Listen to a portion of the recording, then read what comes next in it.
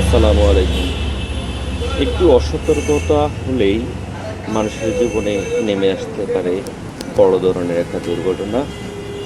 সেরকমই আমার জীবনে আজকে একটা বড় ধরনের দুর্ঘটনা আসছে। আমার ব্যবসায় লাইফে আমি কখনো এত বড় ভুল করি নাই। আজকে একটা ভুল করছি। সেই ভুলটা হলো, আমি একজন লোককে সহজ সরল ভেবে এক প্রতারককে বিশ্বাস করি। আমার এখানে এক প্রতারক আসছিল। সে আমাকে কিছু টাকা দেয়। টাকাগুলো দেওয়ার পরে আমি টাকাগুলো চেক করে নিই ভালো করে। আমার ব্যবসায় লাইফে আমি সবসময় টাকাগুলো চেক করে নিই। কিন্তু আজকে আমি মনে করছি সে একজন সিএনজি ড্রাইভার।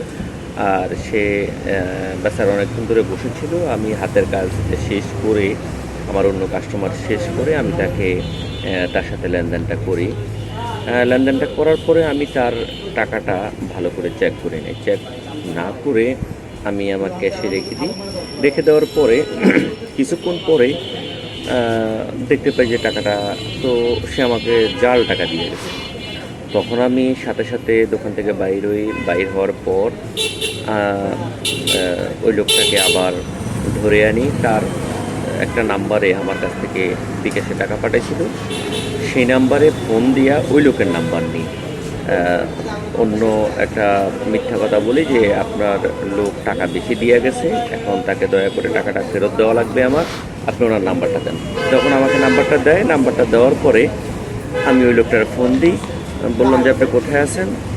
বলে কেন? আমি বললাম আপনি টাকাতে কিছু সমস্যা হয়েছে, আপনি টাকা একটু বেশি দিয়ে গেছেন, টাকাটা নিতে আসেন। তখন এ কথা বলার পরে সে আসছে। আসার পর আমি যখন তাকে দেখালাম যে আপনি আমাকে যে টাকাটা দিচ্ছেন সেই টাকাটা সম্পূর্ণ জাল, এই যে টাকাটা আমাকে চেঞ্জ করে দিতে হবে। এখন সে চেঞ্জ করতে রাজি না। সে মোটেও রাজি না। সে লোকটা কী করলো, এত একটা প্রতারক চক্র, তার আশেপাশে আরও কিছু লোক ছিল তারই সাজানো, যেটা আমি বুঝতে পারিনি। ওরা সম্পূর্ণভাবে তার পক্ষ নিয়ে নিচ্ছে। তারা আমাকে বলতেছে আপনি যদি টাকা নেন তখন আপনি কেন চেক করছেন? আর চেক করে নেন নাই, এই সহজ সরল মানুষ থেকে আপনাকে জাল টাকা দিবে। কিন্তু আসলে এই প্রতারণা জাল টাকাগুলা এই ধরনের সহজ সরল রিয়েল বাজারে চালানোর চেষ্টা করে। এই কথাগুলা আমি ওই লোকগুলোকে বুঝাইতেই পারলাম, বারবার বুঝতে চাইলাম যে আমাকে এই টাকাটা এই লোকটা দিয়ে দিচ্ছে, কিন্তু কেউ বিশ্বাস করতে রাজি না।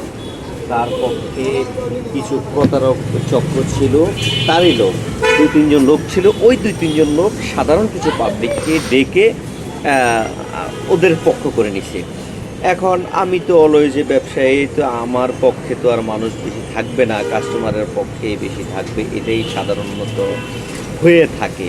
কারণ আমরা যে ভালো মন্দ না বুঝে আমরা অনেকে সাধু সাজতে চাই, আমরা অনেকে মানবতার ভিডিও লাগিয়ে রেখে